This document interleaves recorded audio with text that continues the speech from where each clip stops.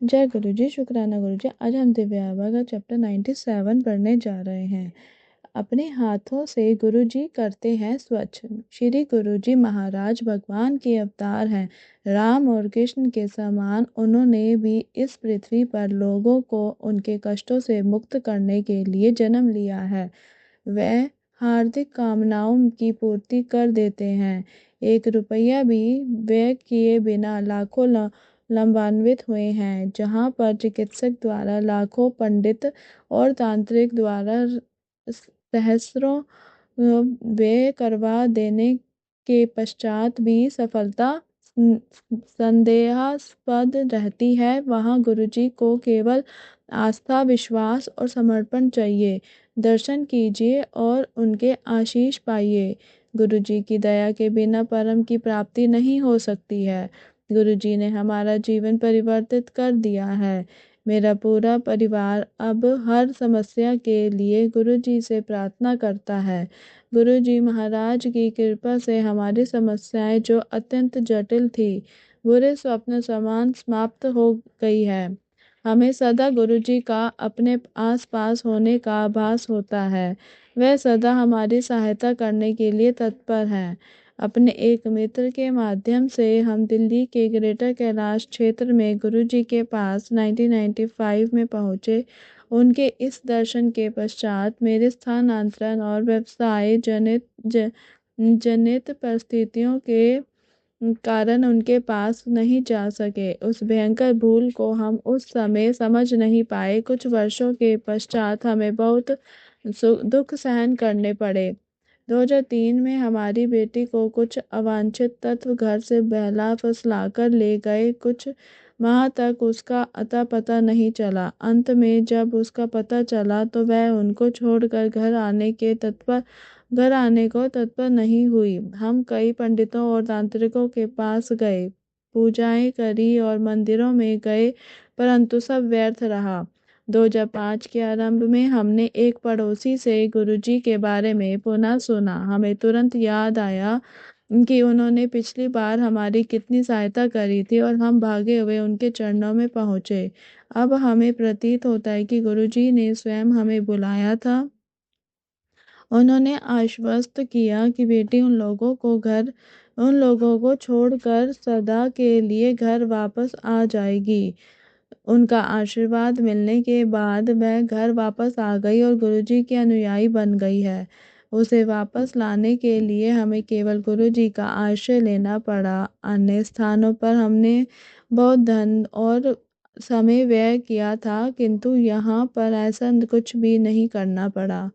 गुरुजी महाराज अत्यंत दयालु हैं और सब भक्तों की समस्याएं जानते हैं। मेरी पत्नी मेरुदंड की अंतिम अस्थि की वेदना और बवासीर से 12 वर्ष से पीड़ित थी। पीड़ा इतनी अधिक थी कि वह सख्त भूमि पर 10 मिनट से अधिक बैठ नहीं पाती थी। वह तीव्र औषधियाँ नियमित ले रही थी और चिकित्सकों ने तुरंत शल्य क्रिया का परामर्श भी दिया था।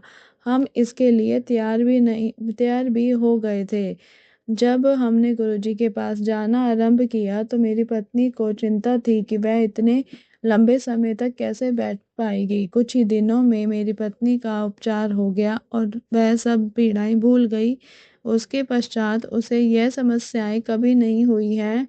उसने गुरुजी को इनके बारे में बताया भी नहीं था। उन्हें इसका ज्ञान था। केवल उनका प्रसाद, लंगर और उनकी कृपा से यह संभव हुआ है। पक्षाघात पीड़ित मित्र ने गोल्फ खेला। मेरे एक मित्र जो हमारे घर से कोई 1 फर्लांग दूर रहते हैं को भी गुरुजी की कृपा प्राप्त हुई है। अजीत सिंह अब उत्तर प्रदेश पुलिस के एक सेवानिवृत्त अधिकारी आगरा से हमारे पड़ोसी थे। वहाँ मैं 3 वर्ष तक कार्यरत रहा था। सौभाग्यवश हम फिर मेरठ और मुरादाबाद में भी साथ रहे। इस अवधि में हमारी पारिवारिक मित्रता हो गई थी। आगरा में हमें पता चला कि श्रीमती अजीत सिंह 1972-73 से हृदय रोग से पीड़ित रह रही है। शनि शनि उनके हृदय की धमनियां सिकुड़ रही हैं। 2004 तक उनकी 2 धमनियां पूर्ण रूप से और एक अन्य 30 से 40% बंद हो चुकी थी। उन्हें अपने घर के द्वार तक आने में भी कठिनाई होती थी। हृदय रोग चिकित्सक ने बाईपास कराने की सलाह दी थी। उनको चेतावनी भी दी गई थी कि यदि इसमें देरी करी तो स्थिति प्राणघातक हो सकती थी। 2 माह के बाद की तिथि भी निश्चित कर दी गई थी। कुछ माह पूर्व अजीत सिंह को पक्षाघात का एक गंभीर आघात हुआ था, किंतु सौभाग्यवश वह उस रोग से मुक्त हो गए थे। परंतु अब वह दोनों चिंतित थे। संयोग से हमने उन्हें गुरुजी का आशीर्वाद लेने की बात कही। शुरू में उनके पास आने के लिए वे अनिच्छुक थे, किंतु हमारे आग्रह करने पर वह सहमत हो गए। गुरुजी ने उन्हें ताम्र लोटा लाने को कहा, जिसे उन्होंने अभिमंत्रित किया। श्रीमती अजीत सिंह ने गुरुजी के निर्देशानुसार उसका जल पीना आरंभ किया। उनकी शल्य क्रिया की तिथि निकट आ रही थी। चिकित्सक ने उन्हें 2 दिन पूर्व परीक्षणों को पूरा करने के लिए आने को कहा। चिकित्सक ने उनको संबंधित आपदाओं से भी आगाह करा दिया था। जब मेरी पत्नी को इस बारे में पता लगा तो उन्होंने पहले गुरुजी का आशीर्वाद लेने का सुझाव दिया। श्रीमती अजीत सिंह ने कहा कि यदि चिकित्सालय में सब कुछ सही हो गया तभी वह गुरुजी के पास जाएगी। उनके पति यह सुनकर इतने चिंतित हुए कि वह चिकित्सालय नहीं गए और उन्होंने अपने बड़े पुत्र को उनके साथ भेज दिया। उनके जाने के बाद अजीत सिंह ने गुरुजी के चित्र के सामने प्रार्थना करी। चिकित्सालय में श्रीमती अजीत सिंह के परीक्षण हुए। जैसे ही परिणाम आए वही चिकित्सक जो पिछले कुछ वर्षों से उनका उपचार कर रहे थे अचंभित रह गए। परिणामों के अनुसार 2 धमनियां बिल्कुल साफ थी और तीसरी में केवल 40% अवरोध था। चिकित्सकों ने कहा कि केवल चमत्कार से ही ऐसा संभव है। उनके पति को विश्वास है कि यह गुरुजी महाराज के आशीर्वाद से ही हुआ है। अब अजीत सिंह, जिन्होंने पक्षाघात के कारण गोल्फ खेलना छोड़ दिया था, को नोएडा के गोल्फ कोर्स में देखा जा सकता है। क्षण में कृपा। ऐसा नहीं है कि गुरुजी की कृपा के लिए प्रतीक्षा करनी पड़ती है। गुरु की कृपा तुरंत विदित होती है। 2006 के आरंभ में स्पॉन्डिलोलिसिस के कारण मेरी गर्दन में वेदना हो रही थी।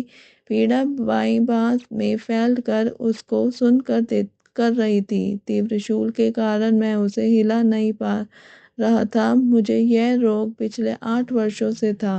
इस दर्द को सहते हुए 4 दिन हो गए थे। अचानक मेरी बेटी की सास ने मेरी पत्नी को गुरुजी से प्रार्थना करने को कहा। मैंने अपने आप को धिक्कारा। कैसे मैं इन 3 दिनों की वेदना में गुरुजी को भूल गया। मैंने गुरुजी के चित्र के सम्मुख खड़े होकर उनसे विनती करी। उसके बाद मैं अपनी दिनचर्या में लग गया। एक दिन के बाद जब मेरी पत्नी ने मेरे दर्द के बारे में पूछा तब मुझे याद आया कि उसके बारे में तो मैं भूल ही गया था। पिछले 30 घंटों में मुझे कोई दर्द नहीं हुआ था। मैंने तुरंत गुरुजी को उस वेदना को समाप्त करने के लिए धन्यवाद दिया। उस दिन से मैं उस रोग को भी भूल गया हूँ। क्षणिक मुक्ति का एक और प्रसंग मार्च 2006 में हुआ। मैं अपने परिवार और मित्रों के साथ घर पर था और हम कुछ अल्पाहार कर रहे थे। अकस्मात मेरे वायु मार्ग में कुछ भोजन चल गया और मुझे श्वास में लेने में कठिनाई होने लगी। मेरी आंखों से जल प्रवाह होने लगा, मेरे गले में अड़चन होने लगी और मेरी सांस मानो रुकने लगी। गला साफ करने के लिए मैंने पानी, डबल रोटी और केला खाया पर कुछ लाभ नहीं हुआ। मैं अपने कमरे में आ गया। 15 मिनट बीत गए पर चैन नहीं आया। उसी समय मैं गुरुजी के चित्र के सामने से निकला। मैं बिना कुछ कहे या सोचे नतमस्तक होकर उसके सम्मुख खड़ा हो गया। मैंने ऐसा किया ही था कि डकार आई और मेरा वायु मार्ग खुल गया। मुझे गुरुजी पर विश्वास हो गया, वह महान है। परिवार की दुर्घटना में रक्षा। मई 2006 में एक दिन मुझे फ़ोन आया कि मेरे परिवार की कार दुर्घटना हो गई है। मैं तुरंत स्थल के लिए निकल पड़ा, जो 5 किलोमीटर दूर था। मुझे अपनी पत्नी का फ़ोन आया था कि पीछे से एक कार ने मारा था। कार की सीटें गिर गई थी और दरवाजे बंद थे। वे बाहर नहीं निकल पा रहे थे। उस समय रात्रि 9:15 बज रहे थे। मेरी पत्नी और तीनों बेटियां दिल्ली के साउथ एक्सटेंशन क्षेत्र में खरीदारी करने के पश्चात नोएडा घर वापस आ रहे थे। जसोला गांव के समीप लाल बत्ती थी और वह सब एक ट्रैफिक जाम में फंसे हुए थे। अचानक उनकी कार को पीछे वाली कार ने टक्कर मारी, क्योंकि उसको पीछे सामान से लदे आ रहे एक ट्रक ने मारा था। धक्के से कार कुछ आगे चली गई थी। मेरी विवाहित और छोटी बेटियां, जो पिछली सीटों पर बैठी थी, के सर और पीठ पर चोटें आई थी। मेरी पत्नी के पास गुरुजी का एक चित्र था और उसने गुरुजी का चित्र निकाल कर उनसे विनती करी। शीघ्र ही चिकित्सकों ने कहा कि सब ये सही है और चिंता करने की आवश्यकता नहीं है। उसे सूजन कम करने के लिए औषधि दी गई। पीछे वाली कार को अधिक क्षति पहुंची थी। उसके कुछ यात्रियों को गंभीर चोटें भी आई थी। टक्कर इतनी भयानक थी कि ट्रक का अगला भाग तक क्षतिग्रस्त हो गया था। एक बार फिर गुरु कृपा से मेरा परिवार सुरक्षित था। मैंने अपने परिवार की इतनी भयंकर दुर्घटना में रक्षा करने के लिए उनका हार्दिक धन्यवाद दिया। गुरुजी सदा निष्कपट और सच्चाई से प्रार्थना करने वालों की सहायता करते हैं। एमबीए में प्रवेश। लुधियाना से मेरा भतीजा एक एमबीए संस्था में प्रवेश परीक्षा और साक्षात्कार के लिए आया था। वह गुरुजी के पास उनके आशीर्वाद के लिए गया और उसने सफलता के लिए उनसे प्रार्थना करी। गुरुजी ने उसे आशीर्वाद देकर कहा, जा हो जाएगा एडमिशन। परीक्षा के बाद वह आशावादी था। जब संस्था ने परिणाम घोषित किए तो उसका नाम पहली, दूसरी, तीसरी और अंतिम प्रतीक्षा सूची में नहीं था। वह शिवरात्रि से प्रतीक्षा कर रहा था और परिणामों से वह अत्यंत निराश हुआ था। किंतु गुरुजी महाराज ने उसे आशीष दिया था। अतः अंतिम सूची में उसका नाम न होते हुए भी 3 दिन के बाद उसको प्रवेश सूचना प्राप्त हुई। उसने आनंदित होकर गुरुजी महाराज का धन्यवाद किया। इतने कम समय में वह उनके शब्द और कृपा से अत्यंत प्रभावित हुआ है। गुरुजी महाराज सतगुरु। गुरुजी महाराज मन को भी शुद्ध करते हैं। उन्होंने दिव्य संत का अवतार लिया, क्योंकि मानव समाज को उनकी अति आवश्यकता थी। गुरुजी अपने आप को अपनी पूर्ण महिमा, असीमित शक्ति, ज्ञान और आनंद सहित प्रकट करते हैं। गुरुजी महाराज सद्गुरु हैं, जो सब मनुष्यों को उनके आध्यात्मिक मार्ग पर अग्रसर करते हैं। उनके लिए जाति, धर्म, लिंग या नागरिकता का कोई अर्थ नहीं है। अदृश्य शक्ति से पृथ्वी के प्रत्येक कोने से लोग आकर्षित होकर उनके पास चले आते हैं। गुरुजी महाराज निपुण शिक्षक हैं, जो उचित समय आने पर भक्तों को उनकी सही मार्ग पर बढ़ाने के लिए उन्हें अपनी ओर खींच लेते हैं। उनकी आकर्षण शक्ति का वेग इतनी तीव्र होता है कि किसी में उसका प्रतिरोध करने की क्षमता नहीं है। गुरुजी महाराज जगत गुरु हैं। वह प्रत्येक से उसकी चेतना के विकास के स्तर पर ही व्यवहार करते हैं। वे मनुष्य को अध्यात्म के कठिन मार्ग पर अग्रसर करने के लिए अपनी शक्ति से उसके अभिमान को नष्ट कर देते हैं। आत्मा के विकास के लिए वे समस्त मानसिक और शारीरिक बाधाओं को मिटा देते हैं। इसके लिए मनस, सूक्ष्म और विराट स्तर पर उनकी विधि सबके लिए एक समान नहीं होती। अतः उसकी भविष्यवाणी करना असंभव है। गुरु जी की आंखें प्रेम में लिप्त हैं और उनके हस्त ईश्वर सदृश हैं। परमात्मा स्वयं उनके कंठ से बात करते हैं। गुरु महाराज शांति, सत्य और भातृभाव फैलाते हैं। उच्च उच्च निम्न जाति रंग भेद आदि को मिटाकर वह कष्ट पीड़ित समाज पर कृपा वृष्टि कर रहे हैं। सत्य, भाईचारे और समानता के जल से वह भौतिकता के विषय में डूबे हुए मनुष्यों के हृदयों में भरी हुई ईर्ष्या और दुष्प्रभावों को अपने हाथों से साफ कर स्वच्छ कर देते हैं। गुरु जी महाराज ईश्वर का प्रतिरूप और उसकी महानता का प्रतीक है। पलक झपकते ही वे स्वर्ग तक पहुंचकर वापस आ सकते हैं। सूर्य और चंद्र, स्वर्ग और नर्क, पृथ्वी और आकाश उनकी क्रीड़ा स्थल है। सत्य वचन है, संक्षेप में आप ही परमात्मा के अवतार हो।